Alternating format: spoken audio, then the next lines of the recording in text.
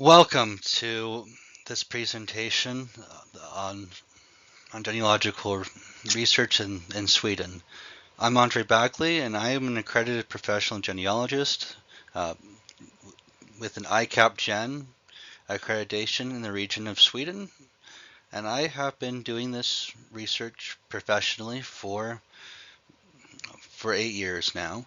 So I believe it's time to share my knowledge and discuss you know, not only the records but also the history of Sweden uh, as it applies to genealogists, because there's a lot to know. And when I got started, I didn't know much about Sweden myself, but I was interested in learning, and I'm hoping that that spirit of, of curiosity and learning, even as an American, can be presented here in this video lecture series that I'm hoping to produce. This is the first one. I'm labeling it as 0.5 because you have to have some background understanding of records in Sweden to really appreciate its history, or to see how the history affects how you're going to do research in the country. One of the biggest things that many beginner researchers aren't particularly aware of is the importance of knowing the history of the areas that you're doing research in, because the records can tell you a lot, but unless you know about the context in which those records are created, it can sometimes, lack of results can be misleading. You might conclude the record keepers were careless, but you might learn that there's historical events that occurred that influenced when they kept records, or when they got started, or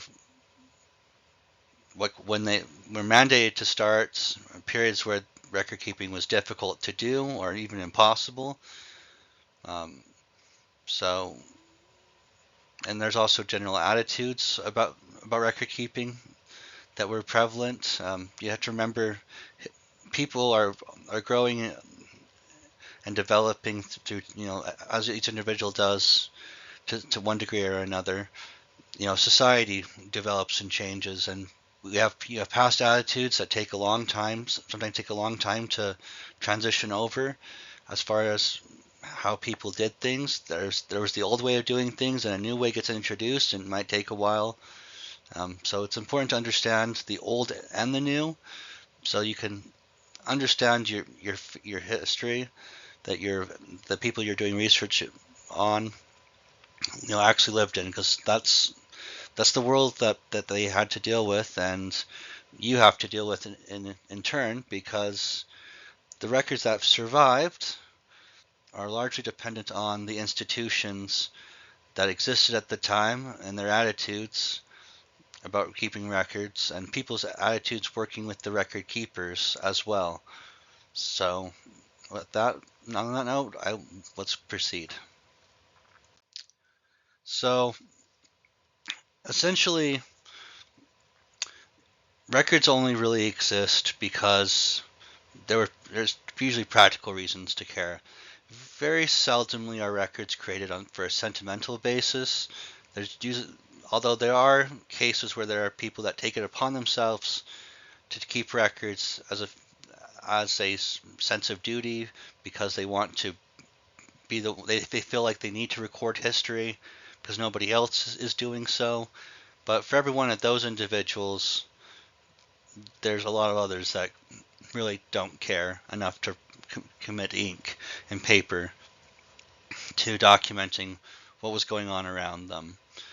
So, or if they had the ability, maybe they did care, but they just didn't have the ability, or they did what they did keep might not have survived. Just think of all the private papers people have, journals and letters, how those don't often survive from one generation to the next. But there are some records that tend to survive because they were kept by official record keepers, and there was expectations or even mandates to keep them, to record them, to keep them safe for future generations. because they might be needed for reference later. Sweden happens to be a place that kept a lot of records for the Scandinavian countries. Sweden has some of the best records out there as far as uh, the general population is concerned.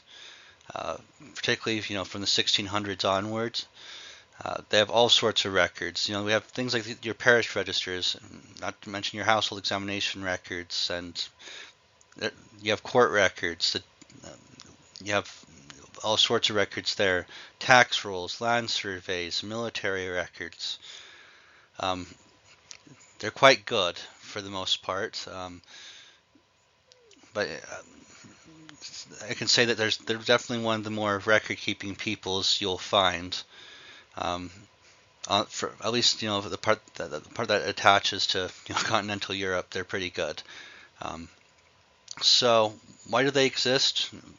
For various reasons. The top one is there's usually a mandate for them to be kept. The churches had to be mandated before it really happened, because ink is expensive, paper and ink is expensive, and having to write down the events of your parishioners was expensive. It took time. You had to take time out of your schedule to go write it down.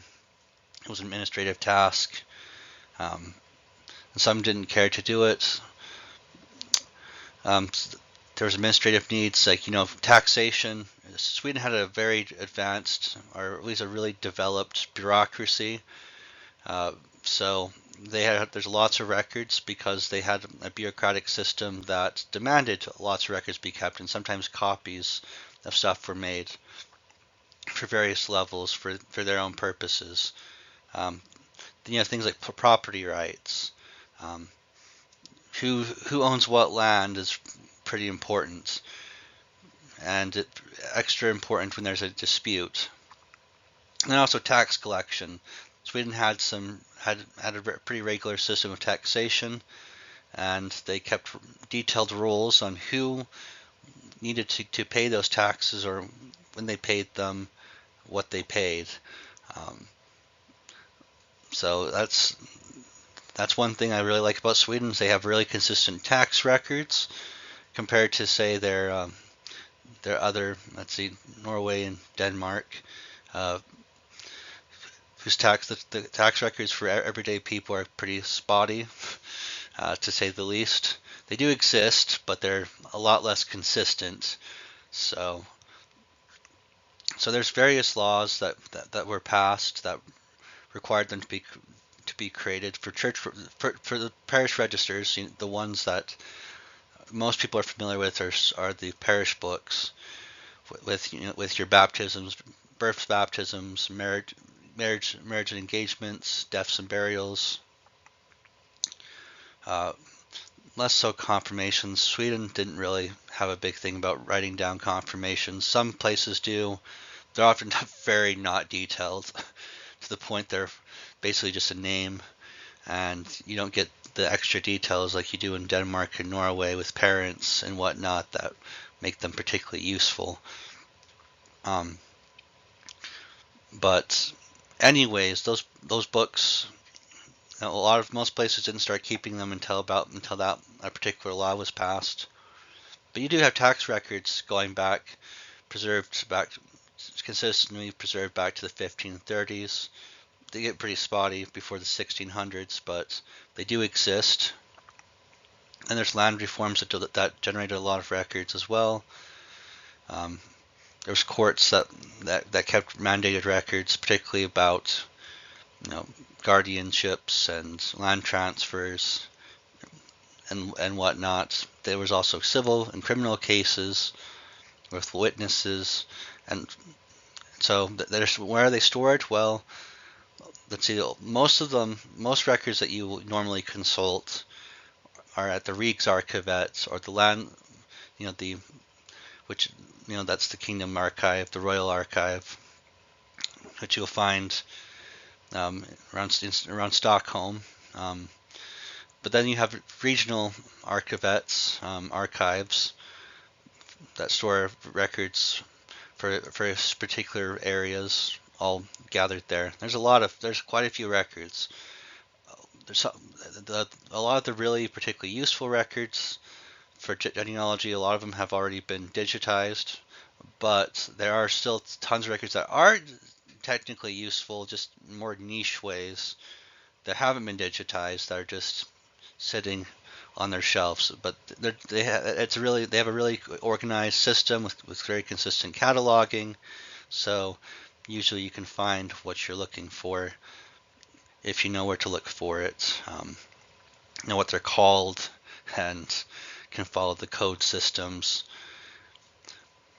Anyways, they have a nice database system. So you can access them at the physical archives, the digitized stuff. Church records were microfilmed and in the 1950s and 60s, a lot of them, and those films have been largely digitized, and you can access them in Regus Archivettes or even Family Search, because Family Search was sponsored organization, was the one that did a lot of the filming, and they did it for the archives for free. They just had to give copies of the film over to the Regus Archivette. So you also have copies on Ancestry. They're lower quality, but they're there. And then you have Archive Digital, which went with with digital cameras, color photos. Took photo. I can't talk today. The digital photographs of the church books.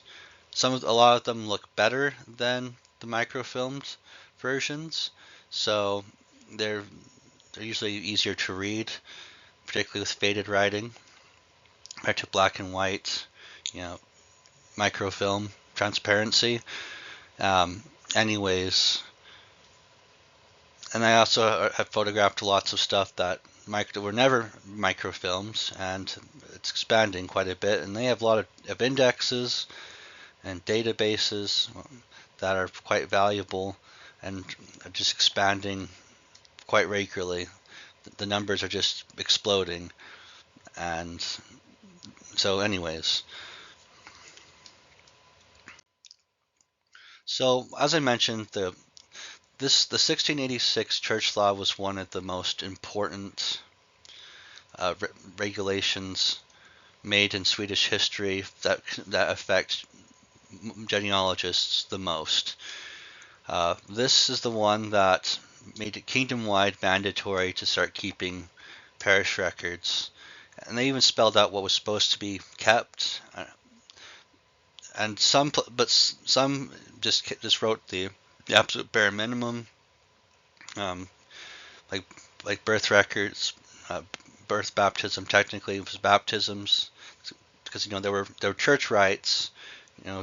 Even with your last rites with burial, that's usually the date. If there's only one date in uh, the baptism book or the death and burial books, it's usually respectively the baptism or the burial.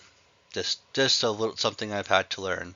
Um, Sometimes but sometimes it is the birth, but usually the record will specify if it's the birth date. But usually, yeah, so yeah, anyways. So technically, marriage records were supposed to mention the names of the parents.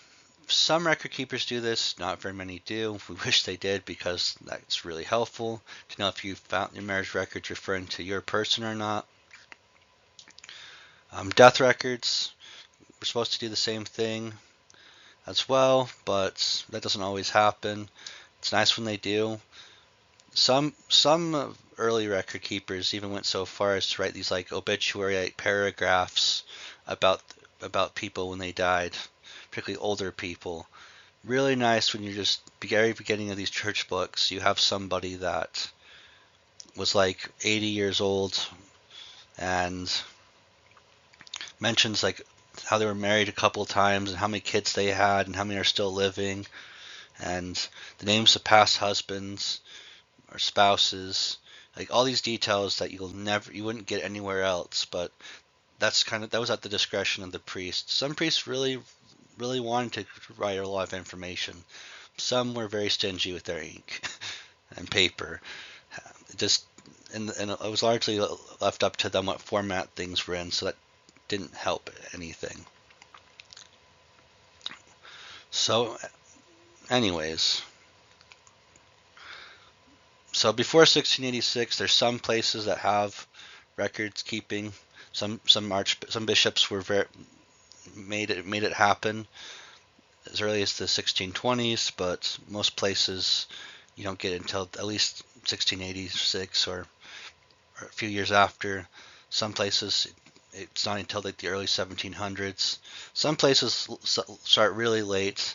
I've seen some start with no explanation as late as the 1740s, particularly like in basically the western part of the country, like Scarborough, Elvesborough, tend to be, in my experience, tend to be really bad. The places existed. It's not like it was sparsely populated. Just the record keepers just didn't start, or maybe there was some event that happened that I just don't read about in guides. But they just start later for some reason, and they don't. And also on top of that, they were very stingy on details. So some regions have this culture of very detailed early records. Other places start late and are stingy. So if if your family comes from one of those regions, it's one of those like really sorry, this is going to be tough. It's going to take longer if you can even accomplish it.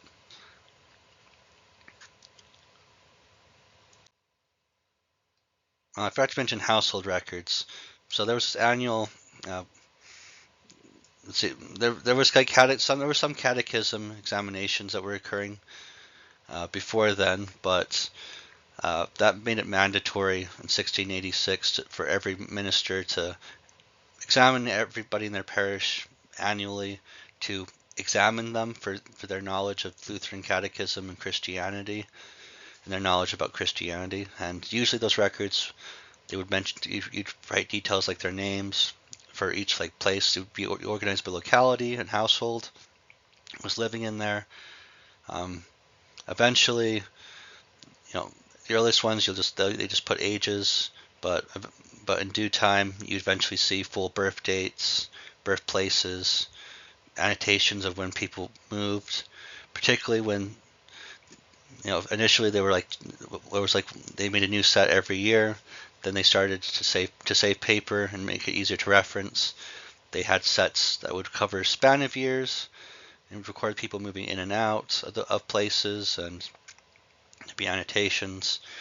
It makes it easier to follow people. So it's one of those reasons why once you get to know Swedish records, a lot of people become big fans of Swedish research, is because those household records just provide something that you don't get in a lot of places, and that's being able to reliably track somebody's, in many cases from cradle to grave, with this high degree of certainty you have the right person, and it's beautiful and wonderful.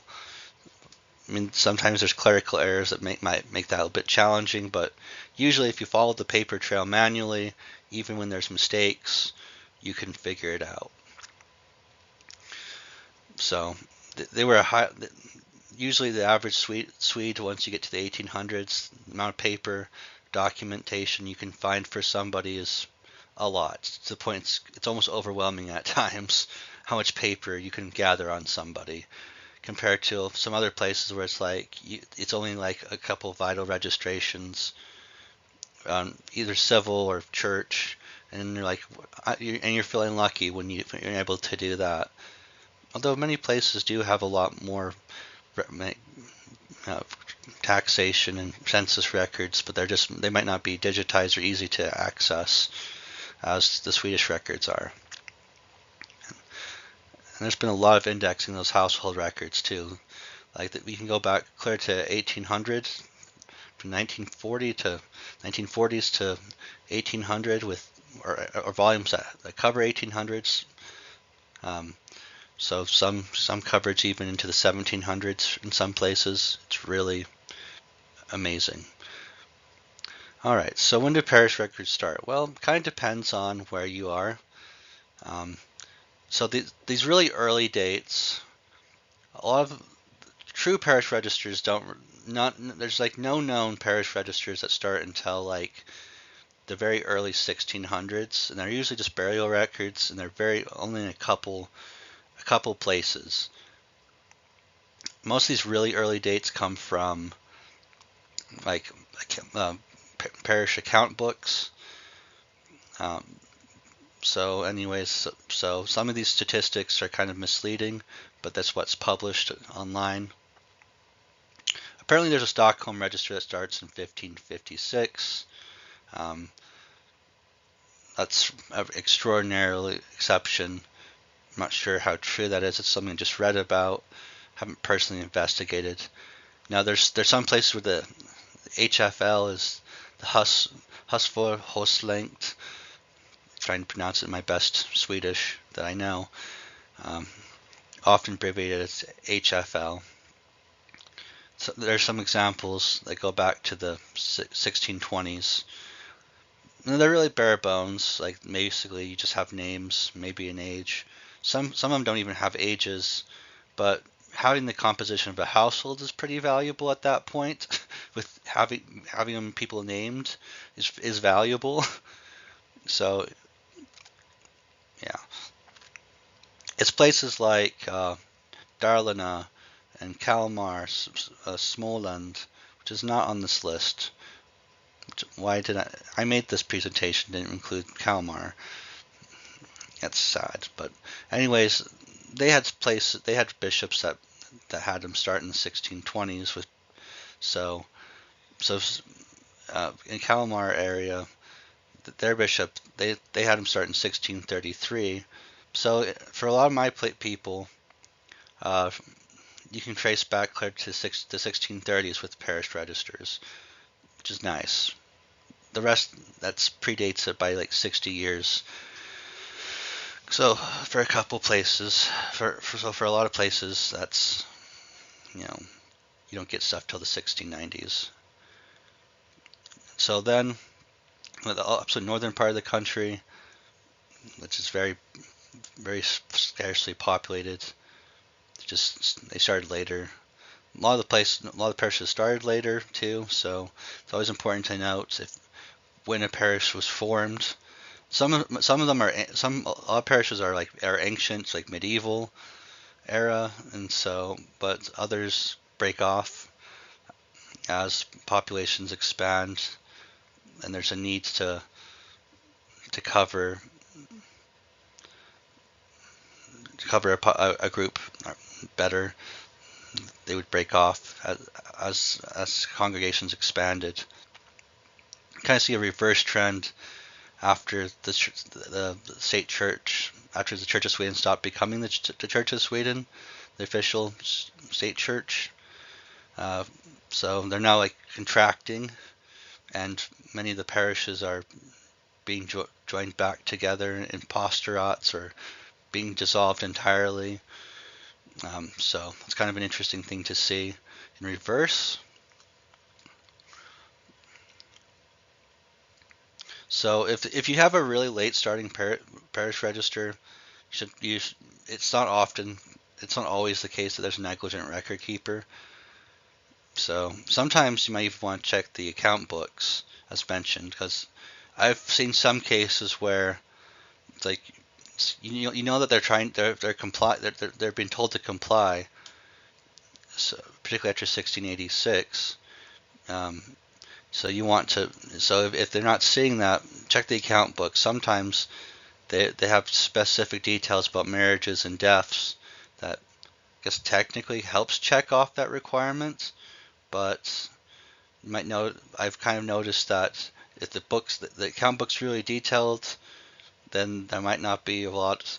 The parish registers were less well kept, but when the parish register was well kept, the account books become very minimal. So they just basically have summaries, and they're kind of useless. Don't know why so many of those got microfilms. It's like, what is the genealogical use of this register? I'm not sure. They just decided to film them because it's it's one of the next things that you look at after the parish register, because oftentimes they will predate the parish register. Not sometimes it doesn't, but sometimes it does. So as I mentioned earlier, I jumped the gun, really bad at that. So household examination records are a fairly unique record type for Sweden. Um, so you do see them in Finland, but just remember that Finland was once a part of Sweden up till 1809, so that's not shocking. They followed a lot of Swedish record-keeping conventions. It was official record-keeping language up until like the 1880s. So in Finland, so it's kind of interesting fact there. Um, so the biggest thing is you can track entire households. Um, yeah, it's really useful for cross-referencing with other books. You have to generally treat them as secondary sources or derivatives, because they're often just copied information from other sources.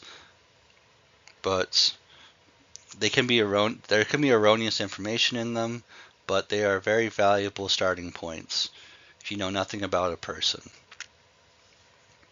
So they have usually their main purpose was to record people's catechism and communion and attendance. You had to only attend church at least once a year, and your examination attendance was legally required until the 1880s. You could be fined if you didn't attend. So, as they were pretty brutal in the early periods. So, and also they recorded vaccination status after like 1801. Wanted to know if you were naturally vaccinated, which means you had smallpox and survived, or if you got inoculated and were thus vaccinated. And they kept track of that. It was a public health thing that they were very, very obsessed with. And it made a big difference. Basically, the amount of people that died from smallpox plummeted to pretty much nothing because of their efforts. So, but they had to work hard on that.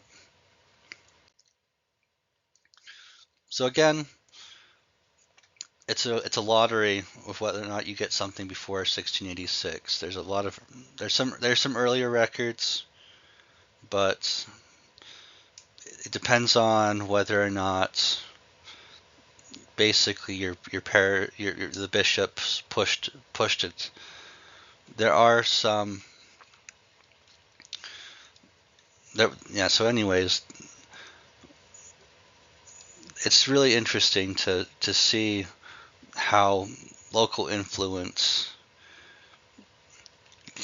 played a role in these early periods, and that we see a prime example of people didn't keep records until they were obliged to do so. These people were born, baptized, and died, or got married and whatnot. But the only thing the churches were really particularly concerned about until these directives and laws passed was who made donations, who owed the church money. It's amazing how much people just care about money. And there's a lot of records that are generated because people are very obsessed with money and property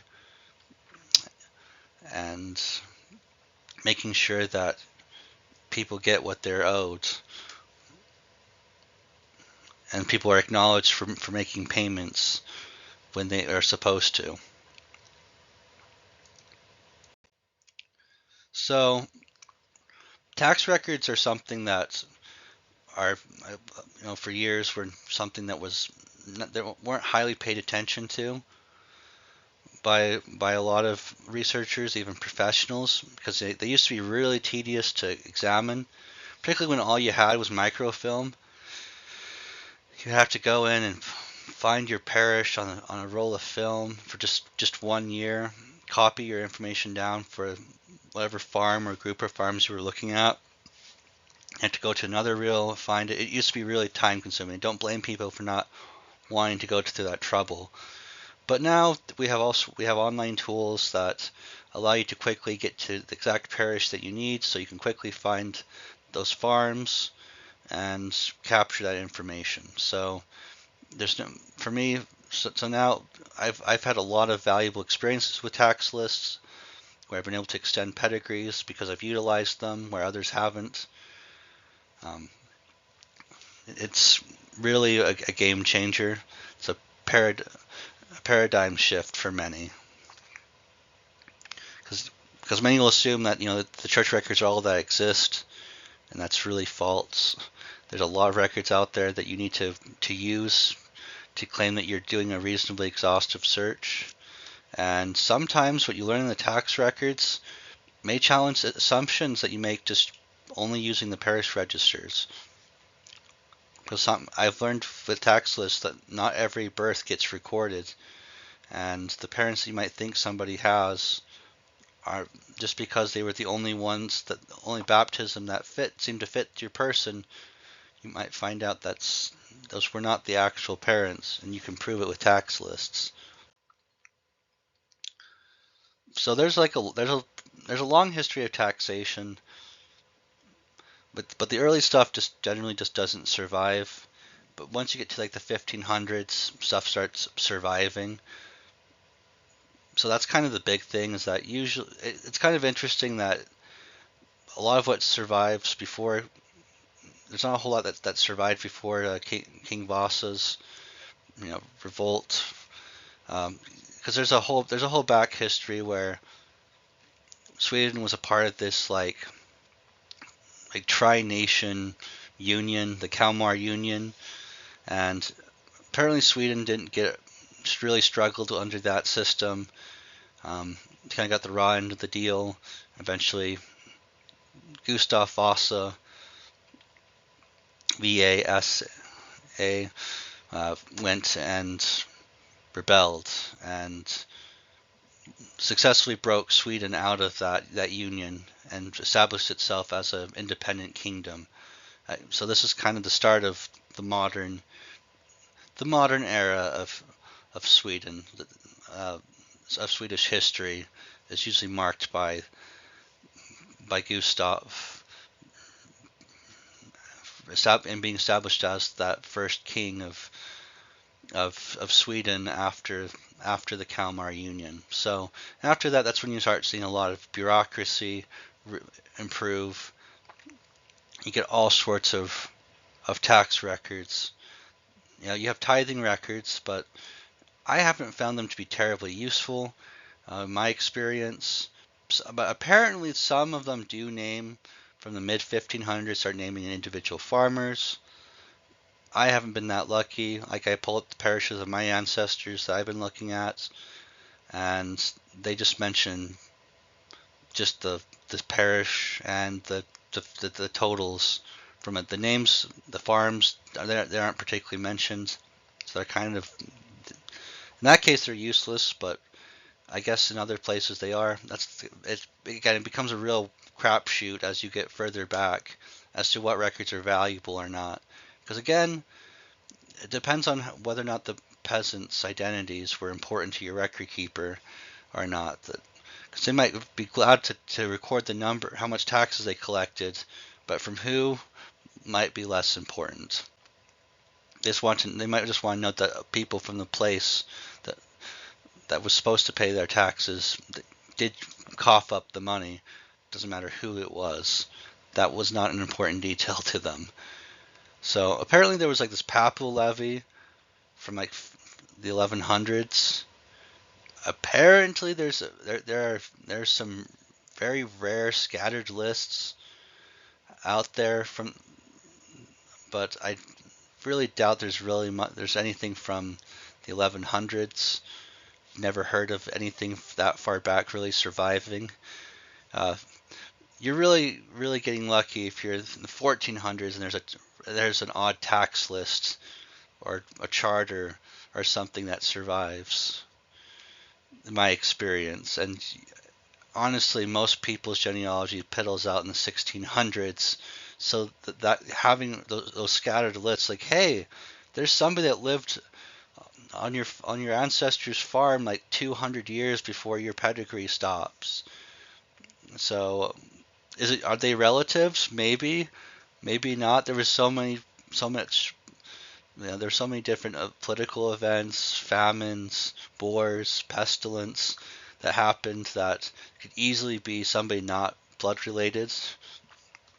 And that's why we're going to talk more about in this future series more about the history of places, because you can make some erroneous assumptions about somebody being your grandfather because they happen to live on the same farm, and they don't have like surnames or anything. So you just make the assumption. You want to make that assumption because you want to extend your tree back because you found the records.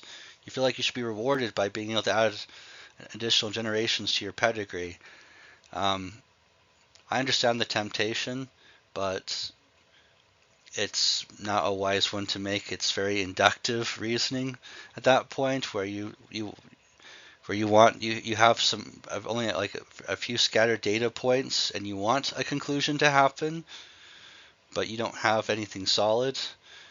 Professionally, it's just best to reframe.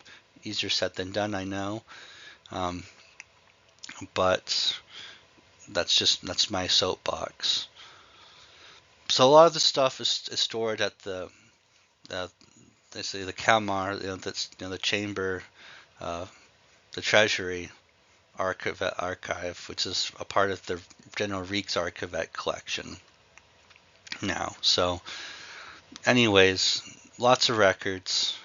Many of them, many different types predate the Montel's records, which I will talk about next. So the Montel is a very long series of records. So basically, they they start about 1628 as a compromise to basically 1625 there was a law that passed that required people to pay mill duties, which meant they also demanding that they do all if you wanted to make flour, you had to send it to the official mills in the area. You couldn't do it yourself. And so people, had hand mills and started using those. It's like, forget about this. Like, we can save duties just doing it ourselves. So that the response of the crown was ban those too, and that was the wrong move. It was very, very unpopular, and well, it was difficult to enforce because everybody had them. And there's kind of a point where you realize that you don't want to revolt. You need tax. They needed tax revenue, but they didn't want to have to put down revolts. So for this and rural, when rural peasants make up the majority of your population, it made sense why they kind of caved and said, okay, so so now everybody's gonna pay. Some people refer to it as a poll tax because it's one, you know, everybody who was eligible needed to do so. So there's various periods of who's eligible, who's obligated or subject to this tax changed quite a bit over its long history. Technically the last tax was collected in 1938, but they kept registering the registration system till 1991 when it was formally disbanded entirely. It's where like the national census data came from for many years. It's this registration. So beginning, all you get just the name of the householder. I've seen some really early examples. It's kind of interesting. Like there's some like examples from like the 1640s I've seen where they will name every individual person in the household, and it's beautiful, but it's only for certain regions. I tend to see it see it more towards the south, but south.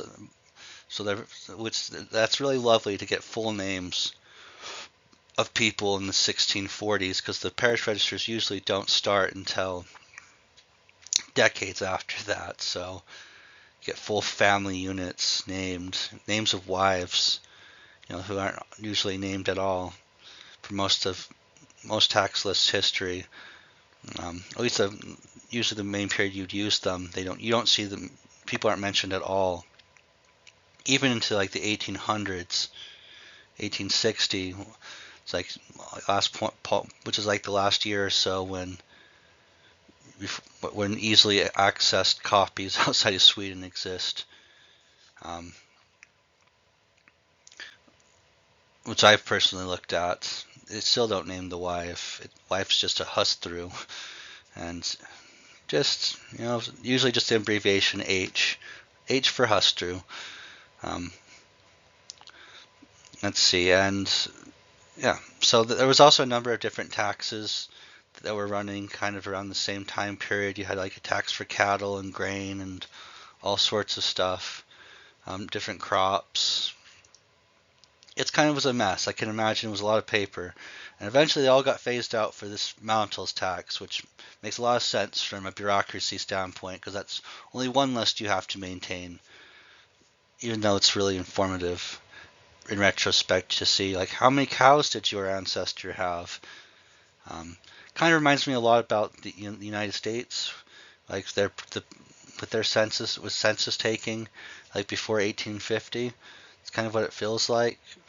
Uh, so, but you have those clear back to the 1600s, so it's really nice. If you have other records to compare it with, it's extra nice too. So, in early periods, all you get listed are taxed people, are subject to taxed people. Over time, you start to and out the discretion of your whoever's keeping the recording. They might record exempt people, maybe just for the sake of noting that they're exempt, because it did become important to be Montelsskriven, which means Montels written, because that was evidence that you were officially a resident of a place, and that mattered if you were being accused if you were a vagrant, because that was a crime up till I believe the 1960s. That was something you could be criminally prosecuted for. So you could say, wait, I'm not a vagrant. I'm officially registered as living in this place. So if you were subject to a tax, you might say, there's some incentive for tax evasion, but there was penalties for that. You wanted to be able to be written down, and even if you were exempt, it might be good to have you written down, noted as exempt, but to be able to have an official document where you say, talk to the tax authorities, or there was a copy that was sent to the sheriff, the Fogdery office, that you would have the ability to look at you up and prove like, hey, you're right. There's somebody with your name officially registered here. Maybe you talk to the rest of the household and make sure that you were the same person, but that was really critical. And then there was various periods where they would adjust, like there was like a half-grown tax versus a full-grown tax, so for certain age groups and categories. They're very insightful records, and particularly as you get closer to the 1800s, later 1700s. They're like starting in the 1760s, mid 1760s. Everybody was mandated to be recorded, exempt or not, and that's when you start seeing children being mentioned. Some places they're still just numbers, but you can see the number of people who are underage, and sometimes you get their names, sometimes how old they were, or even what years they were born. Let me tell you, that is so valuable when you're trying to figure out the composition of a family. And there are some places where the parish register just burns, like in the middle of the 1800s, and so you have a big block of the 1700s. You pretty much are entirely at the mercy of of tax records and court records to reconstruct family groups. Yeah. So, anyways, there's a free lunch for these from 1742 to 1820, because 42 is like when they were officially there was mandates for copies to be sent. Let me just go double check my notes here. So there was an age limit. There's age limits. Initially, it started as 12, and then they bumped it up to 15, where it stuck until so it wasn't clear until 1841, where they adjusted the lower limit to 17. But anyways, from 1740 to 1810, nobility in their households were exempt. You had people like soldiers were exempt, but not their families though. Unfortunately, there was a period during the 1700s where if you had so many kids under the age of 15, like I think it was at least 4 kids under the age of 15, you were exempt as well. So sometimes if there's somebody's absent from it, doesn't mean they weren't living there necessarily, unless you can demonstrate that everybody, even the exempt people, were recorded. That, anyways. So apparently, occasionally you do find some gems, like some really the annotation notes on these can be really valuable, like indicating somebody's sick, or was sickly, crippled, overage. Often parents might be listed, like some might indicate somebody was a parent of so and so, or son-in-law. So you get the family relationships sometimes spelled out quite clearly. Sometimes step relationships. Other times they're just simply just another drain or pagan. Kind of depends. You kind of have to look at the general pattern, what the particular record keeper was doing.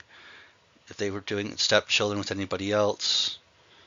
If not, sometimes they're very literal about the definition of what a son or daughter was. Sometimes very literal blood, like full sibling versus half sibling situations. Sometimes they mention if either your brother or your brothers or sisters are there. Although usually large households with lots of taxable people were rare because that was expensive. So this tax did encourage a lot of people to leave their households, like around 14, 15, to go work on other farms that could afford to pay them a wage from which the tax could be paid, so that the poor farmer household didn't have to come up with additional money. So it's kind of an economic insight if you have one or more taxable age children still living at home and being subject to the tax. So that's one thing to think about. So they're usually doing well if you have kids still living there, particularly for multiple years in a row after they become tax eligible, because poorer families couldn't afford to do that. Okay, that's 11 minutes, but the Montel's tax records are like one of the most important record types in Swedish research, particularly once you get before household records. Not using them is negligence, in my opinion. And you should look at every year whenever possible, because you never know when some unique detail is going to show up, like a parent or a relative shows up. It might only be there for like a single year. Parents sometimes just pop in the household right as they're about to die, and they disappear, and that gives you a clue. Look at the tax lists and see who shows up as deceased, and that can be really valuable. And that's been a time saver for me, particularly when you don't have indexed parish registers. Although indexed parish registers are unindexed parish registers are starting to go the way of the dodo, with increased indexing efforts, but there's still a number of occasions where I don't have an index available, and me using the tax list as a kind of a backbone to navigating, tracking the family, knowing for sure that they're living in a particular place at a particular time is useful when you're looking at the church records too, because you know what farms to expect them to be at. Um, so no surprises. So you know when they've moved or not. Um, Sometimes this is how I literally track people, like when they move, they disappear. See if I find another household with the right names existing on another farm or another parish. If they move to another parish and I don't know which farm they ended up on, tax lists can give me a good idea about that as well. I can track the year before and the year after and make sure that my person shows up when they're supposed to. So there's also other supplemental records with like delayed, like where they had to apply for exemptions. Those are usually not digitized. You have to go get somebody to read them for you at a reading room or pay to have them digitized, which you can do with Archive Digital, or even put a request with Reeks Archivet. Archive Digital is historically a little bit faster and more responsive. Anyways, really cool. Like there's a lot of stuff connected with these tax lists that can make them valuable substitutes for parish registers and particularly household records.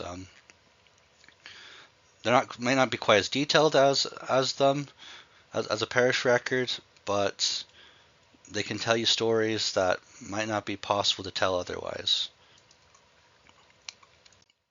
All right, I'm only halfway through this presentation, and I promised myself that this was not going to be a 2-hour thing, so I just want to talk about Älvsborg's ransoms. These are often considered Sweden's first censuses, at least preserved. There's believed to have been some taken in the 1400s, but they don't survive, like a lot of things from before the 1500s. For reasons, paper has a hard time surviving, particularly, and stuff like that. Just they don't usually survive. That's the sad part. We know that they existed and were taken, but they just don't exist anymore because of record loss. It doesn't help the law of the Middle Ages material went up in flames in the 1600s because of an accident. After Sweden was like one of the first countries. Let's see, let me pull up my timeline notes. I have this nice timeline that I have prepared that I keep handy. So basically, in the 1600s, let's see, when did it start? I think I have it like 1614-ish. Where in the world? Let's see. Gosh, I know I have this somewhere. Anyways, there was this terrible fire of 1697. So pretty much there was the Three Crowns castle at Stockholm. There was a whole bunch of material that was gathered. And so pretty much anything from the Middle Ages, pre-1540s, was pretty much destroyed in that fire. There's some stuff that survived, and the Sphinx diplomatoriums, like anyways, there's a catalog that's been extensively cataloged and transcribed because it's like some of the few materials from the pre-1540s era that have survived. Like they're mostly like charters granted to people, usually nobility. So they're not terribly useful for most people, but anyways, they were very interested. Sweden was a forerunner in archiving their stuff. They just got unlucky and lost a lot of their early materials because they centralized it, and then a lot of it caught fire. So unlucky. That's one thing where history, being able to research and have records available, tends to become a game of luck. it feels like. Um, I guess because these tax records were in a different archive, they survived. They were because they were part of record. So the Ellsbury ransoms were basically Denmark captured this very strategic fortress of in Ellsbury, and and to get it back, they made Sweden pay a lot of silver to for them to give up the fort peacefully. Yeah, Denmark and Sweden have in Norway, they have, well, Denmark and Norway are kind of pretty joined at the hip historically. They have large parts of their history, they shared kings, and a lot of their policies and even language reforms and whatnot tend to follow each other. So they're very close sibling nations, and they were very antagonistic towards the Swedes. And the Swedes didn't have warm feelings for the Norwegians or the Danes. So long history there. So there's reasons. Lots of bloody conflicts would do that. So basically, there's a 1571 list, and so the big deal about them, and for my case, like they represent the earliest records that I can find that specifically name people that lived on a particular farm that I can find. So for a lot of this is often like at least two generations before some of the earliest church records, particularly even for places like Kalmar where you're starting 1633 regularly. Unfortunately, if you're in Älvsborg, obviously since you were the place being ransomed, I don't see lists from there. Everybody else paid though, and it's kind of a one-time thing. And then they did it again in 1613. It was a much higher ransom, and basically, anyways, there was like this so the first one was like a 10% wealth tax on all movable property, and the next one was per capita tax across all social categories. Nobility had to pay quite a bit, but even the peasants had to pay. You had collection rules. So technically, the treaty was in 1613, but the records will span until 1618. Yeah. So, anyways, there's also supplementary roles as well that I've heard about that I haven't personally investigated or looked at, which I should. What a shame. Probably should do better at doing that. But anyways, I have looked at the originals. Some of them are even scanned in color too, so that's nice. So these are some of the earliest records. You're very lucky if your research has gone that far, but these are some really early lists. And after that, after this point we start seeing the regularly preserved lists. So there's a few other like typically pre-parish register surviving sources. So you have military conscription, the rotating lists. They name all the men, or at least half the population, because 50% of the population is statistically men. Often it was every man at age 15 and up, and it was drawn off by the parish priests usually. And sometimes we would often mention people who are exempt as well. Sometimes for old. So basically, this might capture people that didn't have land, that being typically invisible in tax records, and weren't heads of households. Sometimes you have older men as well, so that makes it possible to. Yeah, it's really nice. I've had my older ancestor show up on them. My earliest known guy, I know for sure. and it mentioned he was like age 60, over the age of 60 on one of them, so I could calculate roughly when he was born, or at least be able to make a parameter of the latest he could have been born.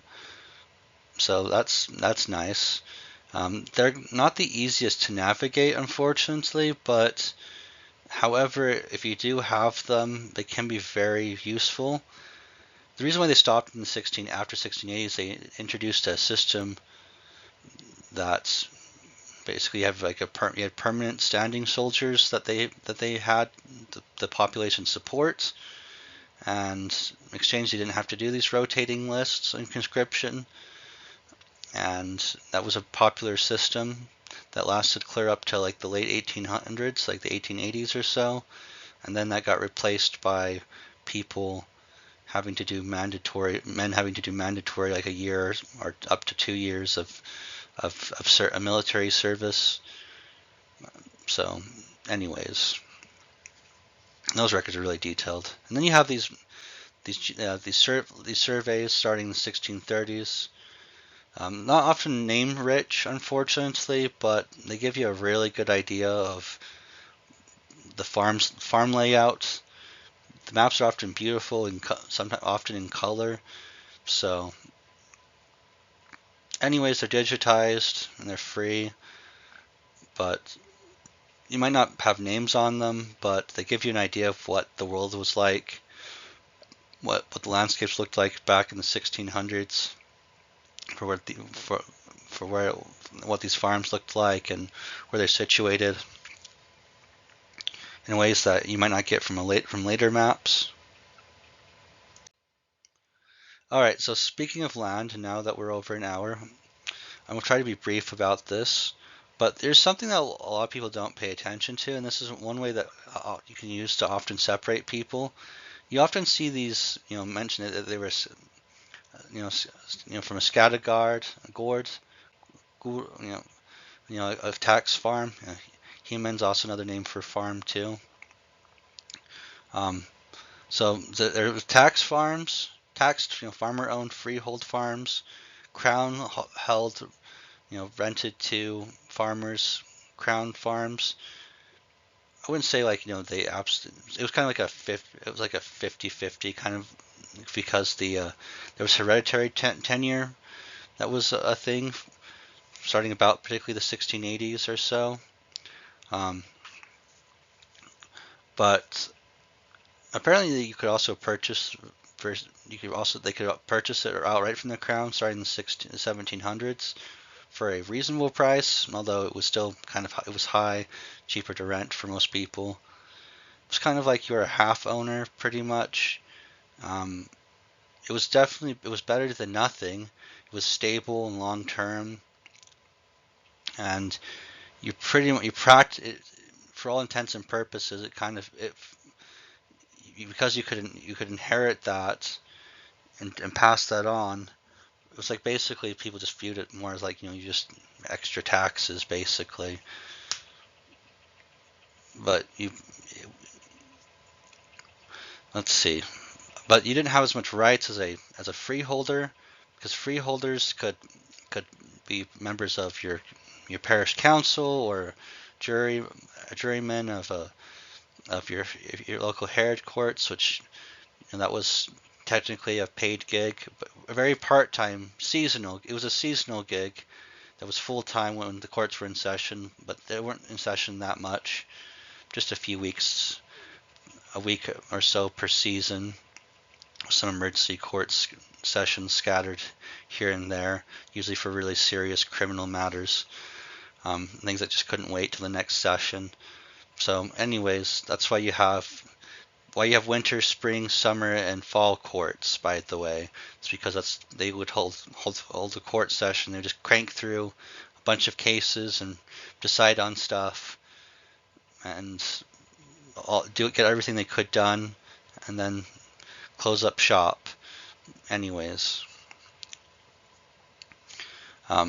so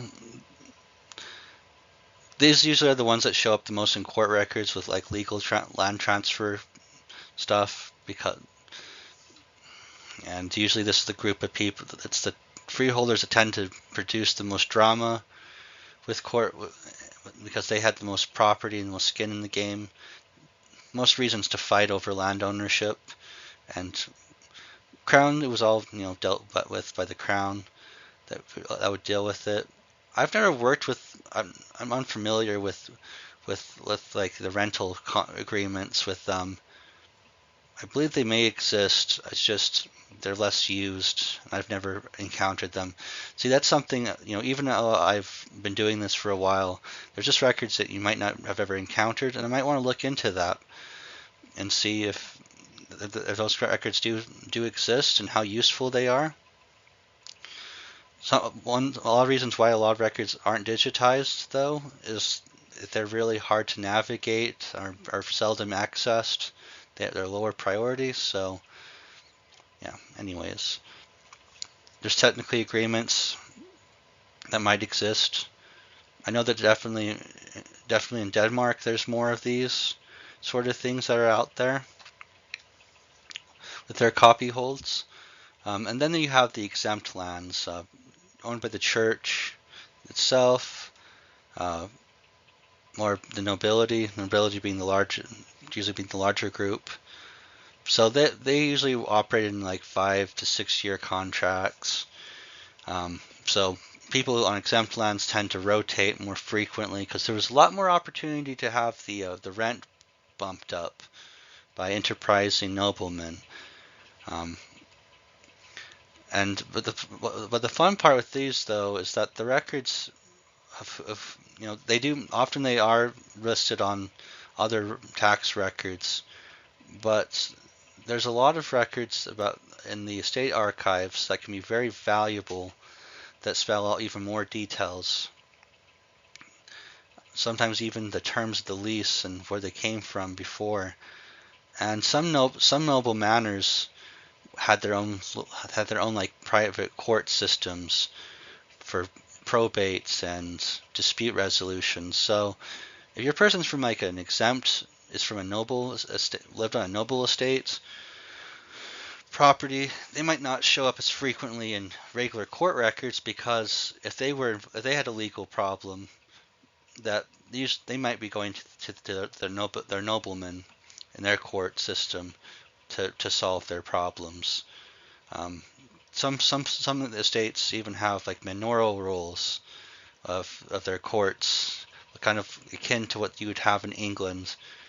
But there's a lot of estates that don't have very much preserved, and whether or not they've been publicly deposited into an archive depends on what they decided to do with it. Some of them are still held by the actual estate owners themselves.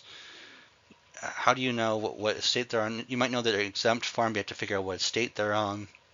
Sometimes it gets spelled out for you. It's a satire manner. If it spells that out for you on the record, that's really like great. That's easy to, you figured out. You definitely, that's the name of the estate right there. But other times you're not so lucky, and you have to try to find it out in a gazetteer that might mention that.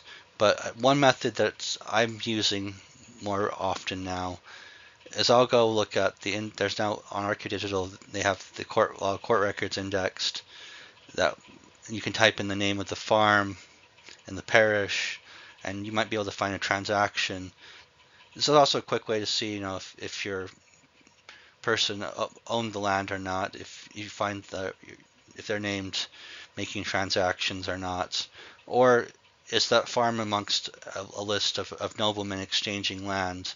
In that case, that gives you an idea of who owned the property before or after your person lived there, and you can do some further research on those noblemen to find out what the names of their estates were. Sometimes you're lucky and they'll even name the estate right there in the transaction, and that's a pretty reliable way to find them. So sometimes it's in Rosenberg's geographic lexicon, which is the easiest to access, and historical gazetteer out there. There's other gazetteers as well, but they might not be digitized. And yeah, anyways, pro tip for just a little bit of a pro tip there. It's a lot more complicated to get to those. Almost never are they ever digitized. They almost end up becoming something I have to say. I recommend to my clients, like, we should look at this, and then they're like, nah, I don't want to go through the trouble. I'm like, come on. Like, I have found an estate that has really good records that are publicly accessible and have the kind of records that would be valuable for genealogy, and you pass. Well, I can't control that. It's like, you're the boss. You write the checks. So there's also there's a number of upheavals. These are just two of them. But yeah, Sweden has a long history of land. So Gustav decided to claim, seize the property of church-held land. It's kind of interesting. You have the Reformation, but one of the great incentives for a lot of leaders to buck Catholicism in exchange for Protestantism, or Lutheranism in particular, was to be able to break away formally from the Catholic Church and take all the property held by those churches, because they had a lot of wealth tied up in them, and a lot of people, a lot of monarchs were broke at the time. So, just stroke of a pen, and suddenly you have all this property and wealth that you can use to pay off debts and help bolster your support base among your loyal followers and nobility. So before then, you see a lot of bishop's land and cloister, which is abbey lands. They converts to chrono or crown land in the Ord books, which can be valuable in the absence of the Montel's tax lists. They're a lot less detailed, and not as easy to use, because they haven't been as well indexed, at least by place.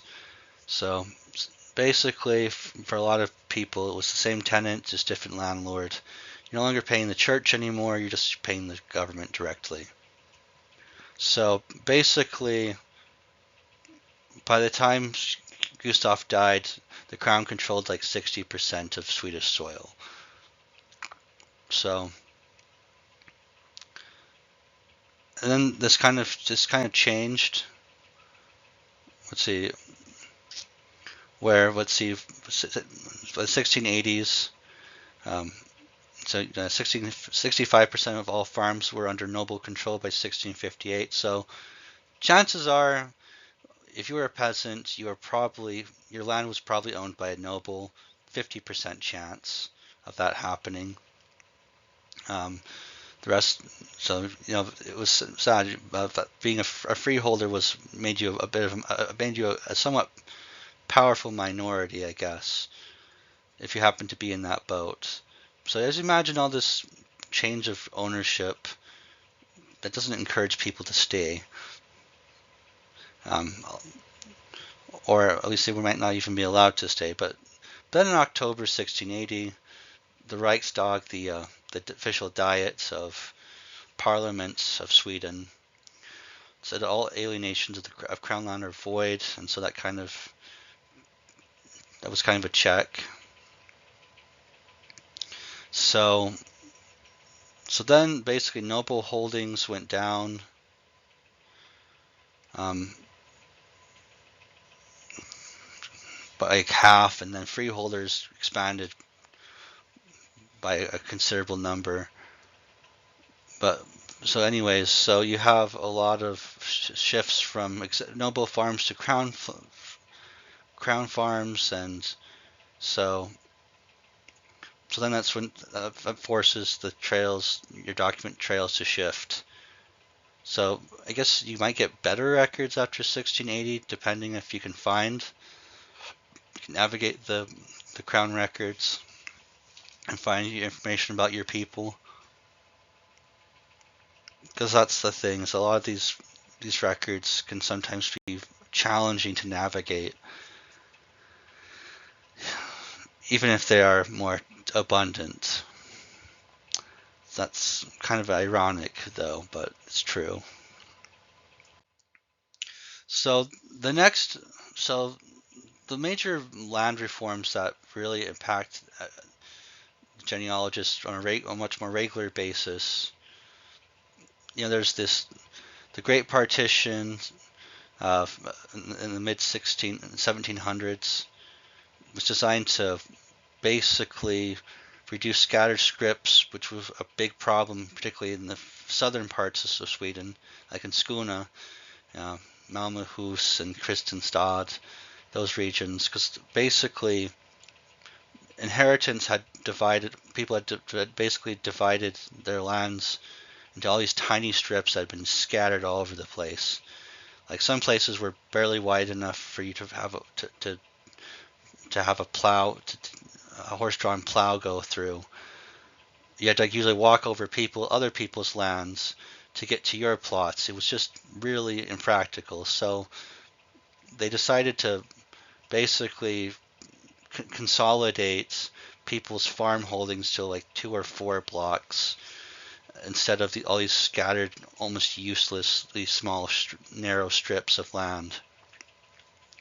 So when that happened, there's all these surveys, and they had to redraw the maps and assign ownership. And then it happened, there was another Great Partition where more of these strips got consolidated into single blocks, primarily in southern Sweden. So there was often farm relocation, but they made sure it was fair and equitable, and that people still had about the same amount of land as before, and that they got the land they had was arable to the same degree, so nobody was losing out. I guess the big benefit of this is being able to identify landowners if you don't know who owns the land in an area. If you don't know if your family's one of the landowners or not, if your family's mentioned, you have a representative there that you can identify in your family pedigrees and family group sheets. It's like, yep, they owned the land. It's kind of, sometimes you find that there's often mentions of, sometimes they're very detailed. They'll mention like some history of when lands were obtained by certain individuals, and you might be able to follow those back in the court records as well. So useful, it's very useful local history, and it's all accessible on the Historic Maps website below. Pretty relatively easy to use, but tiny bit of a learning curve. You have to get used to figuring out how to navigate to your spots. So it helps if you know the local geography of where you're researching, but you can narrow down to those farms, villages, and pull up the records you're looking. There's quite a bit digitized, so it's really cool. I've used it quite a number of times, and I've used it to solve some problems, establish relationships, establish how close certain farm plots were to another. Sometimes, particularly in places where a lot of farms have the same names and they have numbers attached to them, you can see why people interacted with certain people from certain farm numbers. You can see it's because they were right next to each other. The homesteads were next to each other. So, yeah, it can be pretty useful. Court records are something that's often underutilized. A large reason, besides outside of the botechning, are the estate inventories that became mandatory in the 1730s. Compliance it's different. Anyways, there's various court levels. There's even a Supreme Court, the highest court, and then there's the appellate courts, appeals courts, but usually it starts at the local heads rather. or tingslag, and in some places. Sometimes there's some different names for courts uh, in different parts, particularly as you go further to the north. The cities usually had their own courts for urban stuff. But anyways, the big thing is state inventories those are the ones that usually have them. There's been like the most like indexing, at least for like the decedents. Some places they've even gone in and tried to make extracts and pull out all the names from the preamble section, which is usually the most information genealogically rich section of the records. But there's also details in other parts that don't often get extracted. But a lot of the court records, like the Domeboekers in particular, the good news is they're pretty large and voluminous, and not very many of them have had indexes created for them or been transcribed or indexed. But luckily, Archive Digital is changing the game with that, and they're now having a machine transcribed. They haven't gotten. They're starting to get some of the Herod's router are indexed, are included, but not very many at the moment. A lot of it's from the appellate courts are there, which also include transcript copies of the lower Herod's router courts as well. So, fun fact. Let's see. The Rijksarkivet has a transcribed version for the Supreme Court stuff. So, anyways, they can have all sorts of useful information. If you can identify your person, sometimes you have to search by the farm, the locations people lived, and then manually look for them people, because indexing can be spotty at times, because it's still experimental. But I've been able to find a lot of useful material that would have been previously inaccessible. I knew that there could be useful material, but we just never could justify looking through them page by page, because it's most years you have like 100+ cases or more. You have dozens of volumes that you could be looking at. There are thousands of pages long. Yeah. Anyways, court records are valuable. They contain stuff that you won't find in the tax list or the parish registers. I mentioned relationships and details about your people, even biographical details like their personalities and quotes of things that they've said that would have not otherwise survived. So usually most of those, I've seen some places it's 1500s. Most of the time I see them, they start like the 1600s, early 1600s. But some places you're not so lucky, particularly in places like southern Sweden, where you had a very rocky period transitioning from Danish to Swedish rule. So sometimes you don't get them till the 1680s.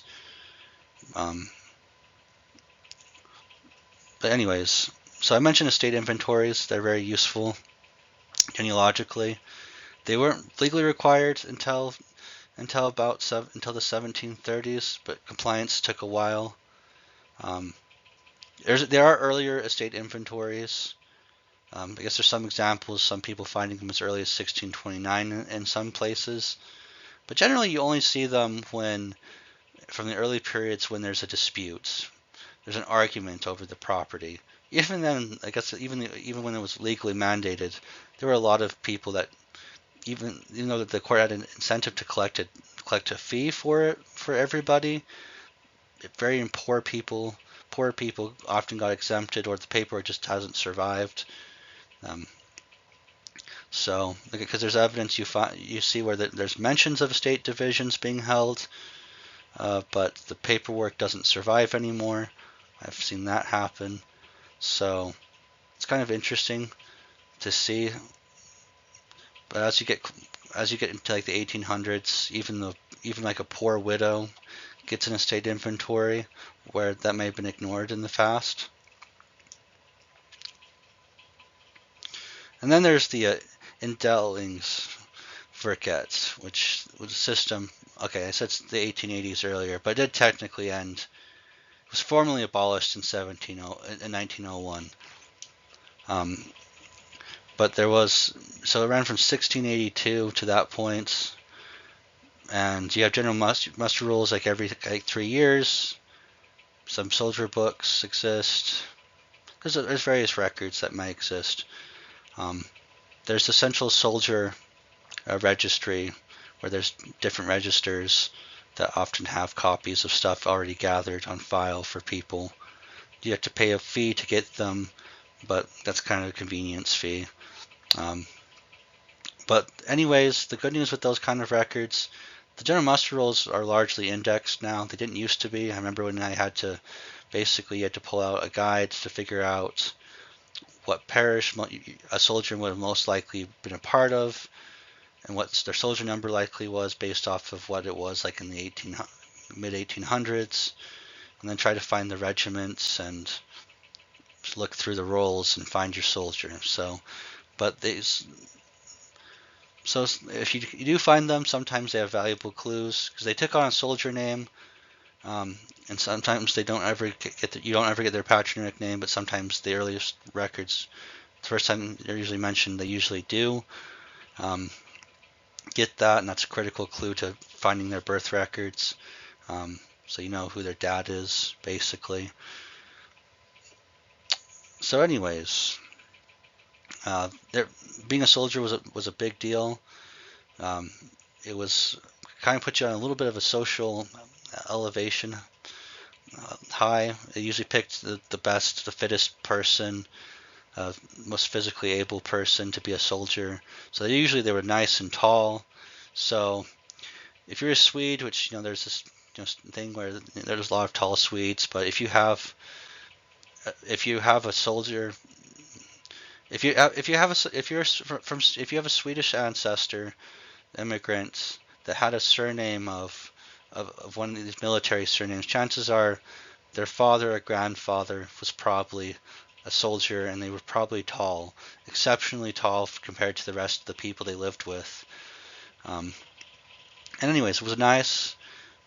Usually, you didn't stay single. If you were single when you were enlisted, chosen to be that soldier for your rote or ward, you get supported in the craft, and you get help. Your family. It was a very stable position to be in. So it was a good system. It worked very well.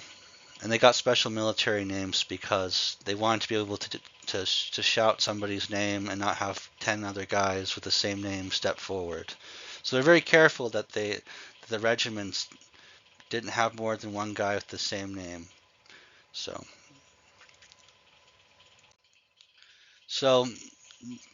another major record type and affected that you tend to see is emigration records. Both sides of the ocean.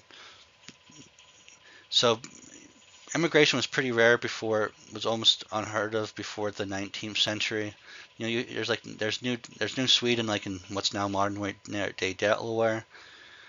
The first real official immigrant was in 1838, if I recall correctly. That went to New York, and then there's a small group of people between that and 1860, but they're so small a number that there's a book about that names every single one of the people that they can find records on. After extensive searches, cross-referencing their passport records they had to get. So if your guy came before 1850, there's a book for you on that one. But after that, between 1850 and 1860, there was still there's not too many people, and you had to contribute to your Navy pension fund on your way out, pretty much. It's in case we never see you again, please contribute to our Navy pension fund as a condition for us getting you your passport. And then 1860, they abolished passports, and that was the floodgate. And those passports were required for internal movement too. if you had to travel more than like a day's journey or so to get to wherever you were going, you had to present a passport. Usually, if you wanted to settle somewhere you weren't known, you had to well, almost anywhere to another transfer to another parish, you had to present a moving certificate. But this was a different record. So there's passport records, which are sporadic. Um, you have movement records, immigration, moving out records, which is kind of often mentioned. Going to America. Although some people didn't like to say they were going to America because there was sentiment against people who were leaving for America. So they would say they were going to some big city and then just hop on a boat and leave the country. I've seen that happen before. They never settle where they said they were going to, but you find them taking up a passenger list and leaving. But because they wanted to still have a certificate that would represent, that was their official, like, this is proof that I exist, this is my identity paperwork. Some people just still didn't have that. The household records often mentioned they were leaving. There was special, the SCB, which it's the Sweden Central Statistics Bureau. So they also, that was a big thing starting 1860 onward. They had required copies of all birth, marriages, and deaths as well. They made extracts of the parish registers. Every 10 years they'd make copies of the household records, kind of form of a census, basically. Port registers, police departments, departure lists for your major cities like Göteborg and Malmo. So anyways, there's quite a bit of records that were produced during that period, tracking all the people leaving the country. There's even an immigrant institute that has a lot of records there as well that you can contact and reach out as well. Stores a lot of stuff. There's also a lot of stuff on the U.S. side of things as well, but that's not as important. So where are they now? The records that got collected. Well, so starting like in the late 1800s, there was a big push to make regional archives, to start to collect records from older parishes, older parish records, and things like that, things that were considered public that were scattered in local repositories. You wanted to gather them into safe central repositories for preservation and accessibility purposes. So they started doing so. The oldest ones was in Vadstena. They hold from certain counties. They're usually very regionally specific, and they hold the oldest records typically. And yeah, anyways, so there's a lot. It's really nice that they have them so centralized. There are some private organizations out there, private archives out there, but usually it's for stuff like guild records and very specialty niche stuff. You also have some local museums that will have regional municipal history groups and museums and archives, cities that will have their own stuff too that shouldn't be overlooked. But usually their stuff is much more recent 20th century or late 18th century. It's very regional specific stuff. But anyways, the records are really well organized. What's really helped with genealogists in the early period, which that's a story in itself, how professional genealogy took off in using these records on a regular basis, starting in the later 1800s. So you're putting it all together. There's using your knowledge of history and the records that were produced because of historical events and decisions. You have parish records, state and court records, migration records, land related documents and reforms and transfers and whatnot. in tax lists, you can usually put it all together. But you have to, some collections you have to be, what collections are useful. Some are general purpose, like Montel's tax records and parish records cover everybody, regardless of their status. Other groups of records, it depends on what what tenure they were, determines where their records are going to be filed. So knowing about them and their status determines where you start looking there. So you follow the chains, and you have to figure out who kept the records and where they are now. You are able to find what you're looking for and start building family trees and making as much progress as possible. So that's basically kind of the nutshell of Swedish genealogical research, as far or at least the framework is concerned, and kind of a brief general history of it.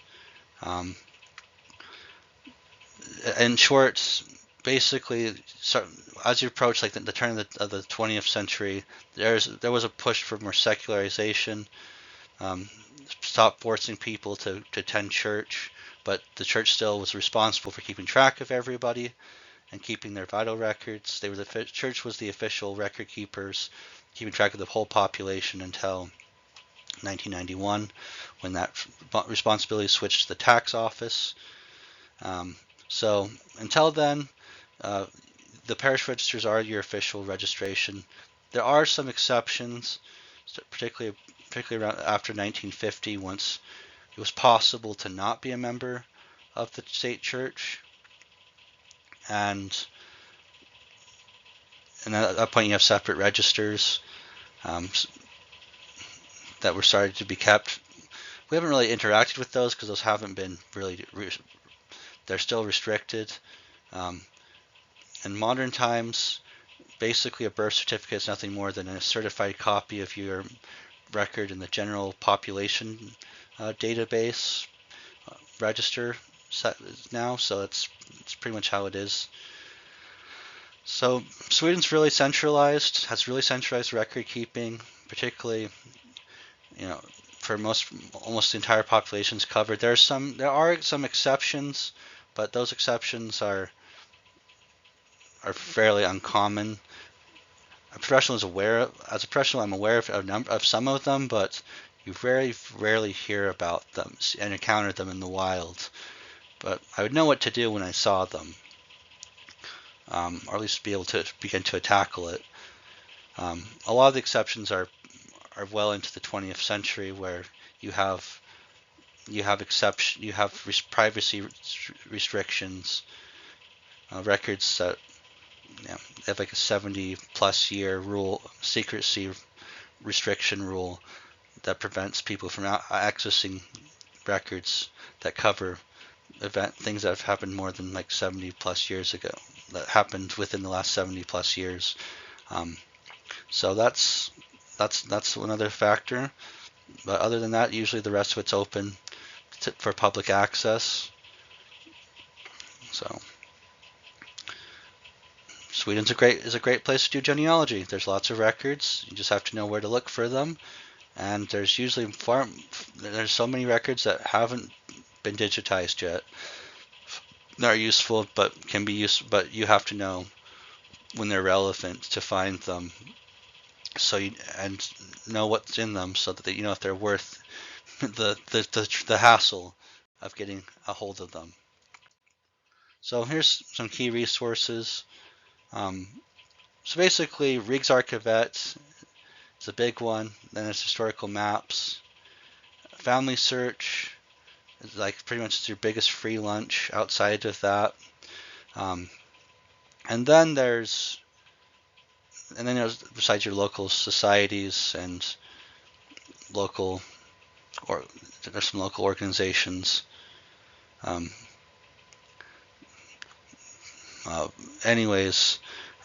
Archive Digital is like the biggest private one. That's honestly, anybody worth their salt should have access to Archive Digital. And then don't forget your smaller societies. They have a lot of resources and indexes that have that haven't and that haven't been that that haven't been inputted into the larger online collections of archived digital and those other above named providers. So it's useful to look at those. Although a lot of their databases they stopped making them around like 2015 or so, or like it's like seems like when most of them stopped. Although the death database index goes from 1800 to like clear up until like 20 into the 2020s. That's like basically 200 years of history right there. A lot of that's not that's some examples of some indexes that cover things that you don't get online. It's worth paying the price to access. Anyways, that's about all I have to say for this point.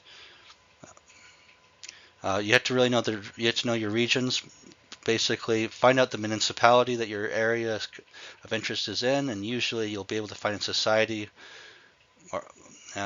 or organization with that local history organization with that name, and you'll be able to find resources there if you can't find them elsewhere.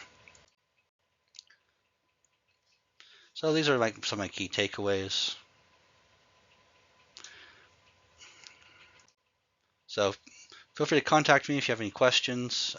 I love, or if you're interested in having a project done, you or somebody you know.